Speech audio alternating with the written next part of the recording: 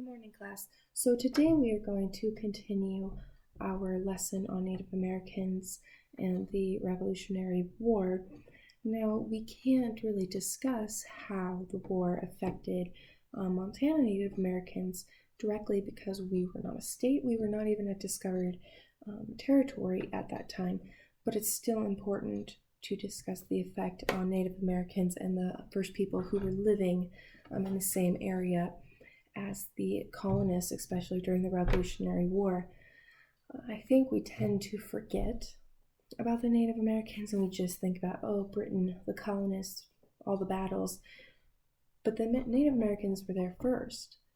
And so we really have to consider how this war affected them.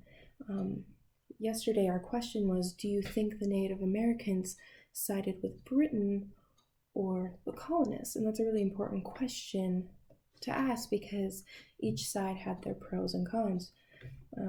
We activated our background knowledge yesterday by looking at different maps and locating where all these different tribes were located and how these battles might have affected them and so forth. Fighting for each side had their pros and cons, and different groups fought for different sides for various reasons. Some fought with Britain because they wanted to protect their homeland and their trading, and they thought they could get that protection from Great Britain, whereas if the colonists won, there was a chance that they would take the land and keep moving west, keep expanding west. And some fought for the Patriots because they were loyal to the colonists. They had made alliances early on. So yesterday, we activated our background knowledge by analyzing some maps and figuring out locations. And we also did a close reading of various texts that I pulled from the internet from some really good sources, just because I don't think our book covers this topic in depth. And I think it's a very important topic to cover. So that's why I pulled these different things, right? So first we read through the text. I read first, then you read, right? And then we went through our vocabulary words, which these texts were a little more difficult to understand. They were kind of challenging, so you guys did awesome with that. And then we read it again. We pulled the key details out, right? Because these texts went more in depth about the different tribes and the leaders and the alliances among the tribes and so forth. Okay, and then today we're going to discuss it again. So, who can tell me what they learned from the first text? Right, so we learned about the different tribes. So we learned that the Cherokee warriors fought early in the war. And then we also learned about the Iroquois Confederacy, which was made up of different tribes. And it's interesting because this American Revolutionary War, what did it cause?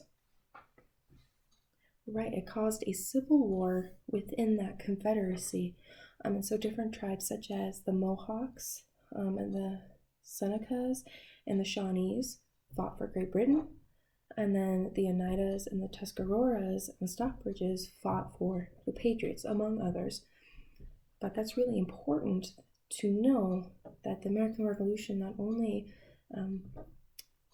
affected them by taking their land and such, but it also caused a divide among their confederacy, which had been going very strong for quite some time. So we learned about those. We learned about those tribes.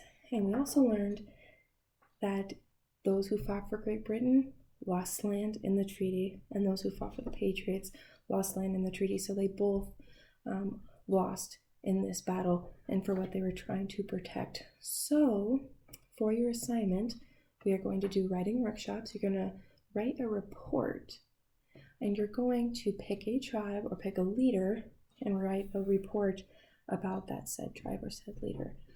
So it's going to require you to do some research, okay, and then some pre-writing. We'll start that today, and then we'll start writing our draft, and then you'll have a peer revise it, and then I will look at it. So that's what we're going to start with today. So we're going to dig even deeper on this topic.